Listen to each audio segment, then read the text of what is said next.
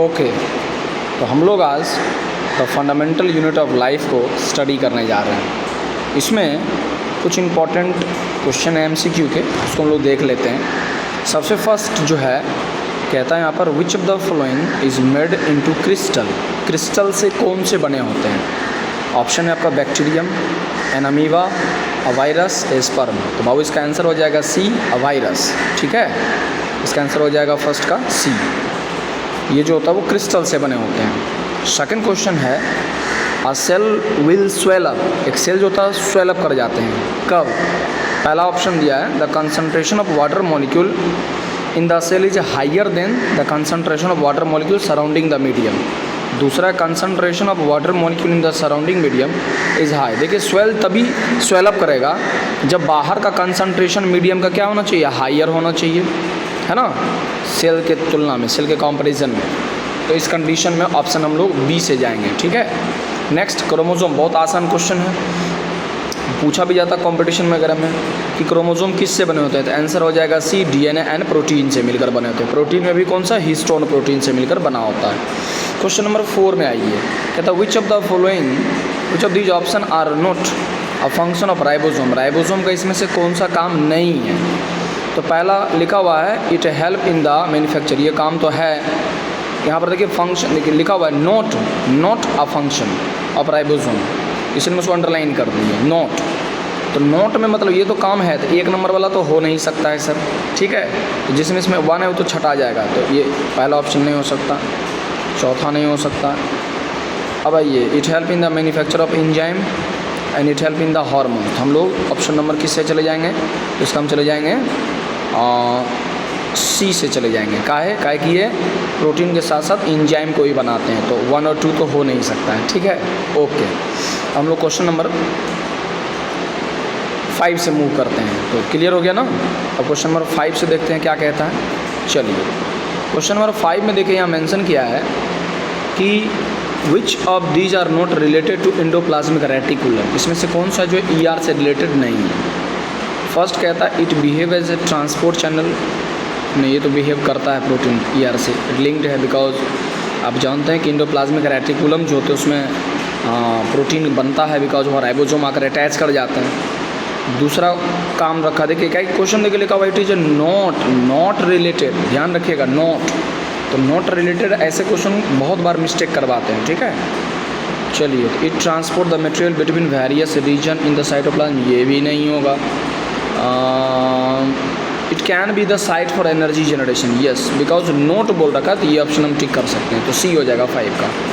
चलिए 6 number question कहता है फ्यू, तो following are a few definition of osmosis. इसमें से ऑस्मोसिस तो आपको रीड करना और करेक्ट डेफिनेशन को टिक करना है। ठीक है, पहला movement of water molecule from a region of higher concentration to a region of lower, सही बात है। दूसरा क्या कहता है movement of solvent molecule from higher concentration, गलत बात। Movement of solvent molecule from higher concentration, गलत बात। Movement of solute molecules from lower concentration, गलत बात। ऑप्शन नंबर ए से ही जाएंगे, ए नंबर ही सही लग रहा है। Question number 7, plasmolysis in the plant cell is defined as. Plasmolysis क्या होता है? बहुत अच्छा क्वेश्चन है।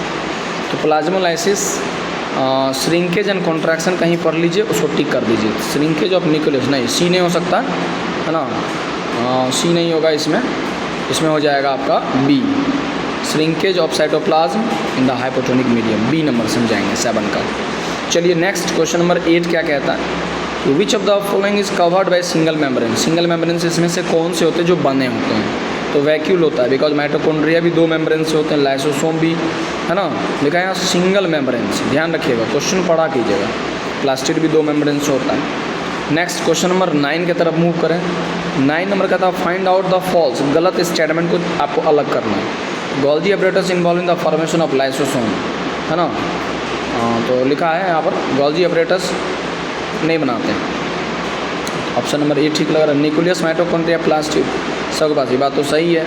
माइटोकॉन्ड्रिया है पावर हाउस कहते हैं, साइटोप्लाज्म प्रोटोप्लाज्म का हिस्सा होता है। ठीक है, ऑप्शन नंबर ए हो जाएगा 9th का। ठीक है, नेक्स्ट क्वेश्चन नंबर हम लोग 10th की तरफ चलते हैं। Find out the correct sentence.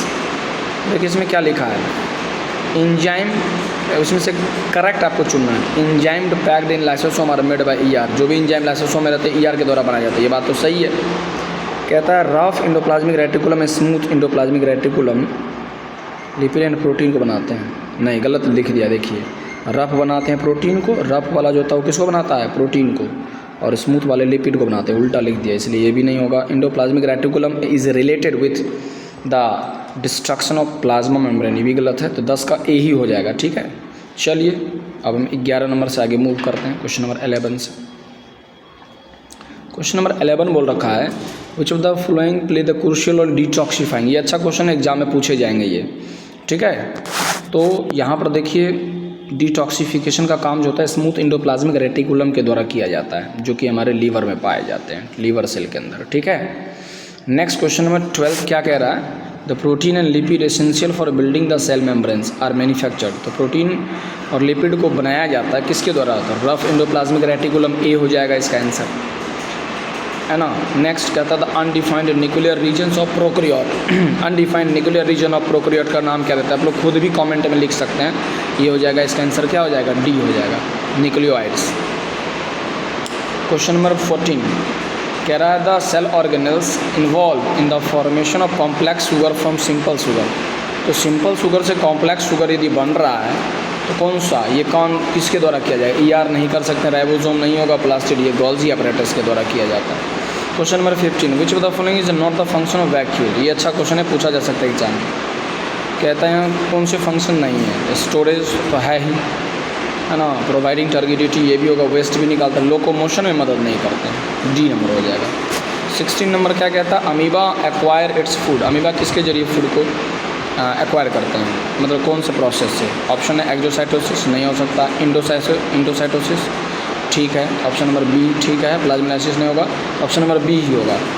Cell wall of which of the these are not made from cellulose. Cellulose से किसका बना हुआ नहीं रहता, इसमें से बैक्टीरिया का सेलुलोज से नहीं बना होता है ना, ध्यान रखिएगा, क्योंकि बैक्टीरिया का जो सेल वॉल होता है वो पेप्टाइडोग्लाइकेन से बना होता है। ठीक है, चलिए नेक्स्ट क्वेश्चन नंबर हम लोग 18 की तरफ मूव करते हैं अब यहाँ से।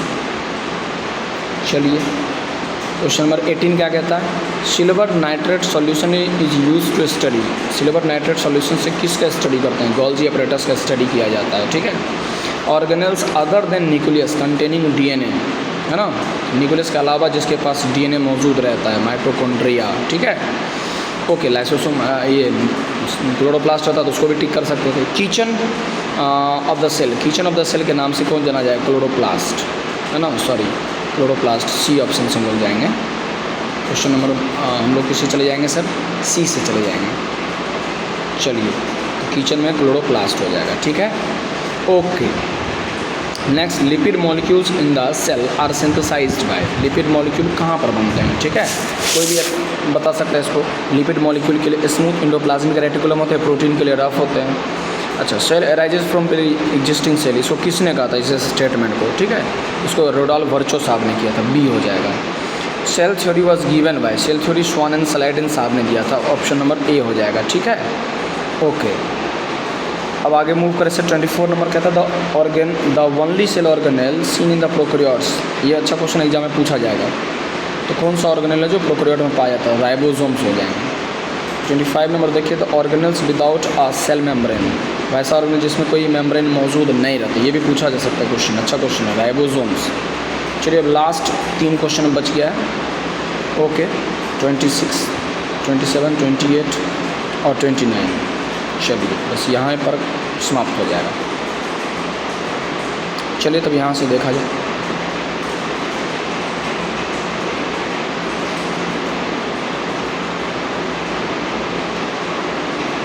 चलिए पहले हम 26, 27 को देख लेते हैं।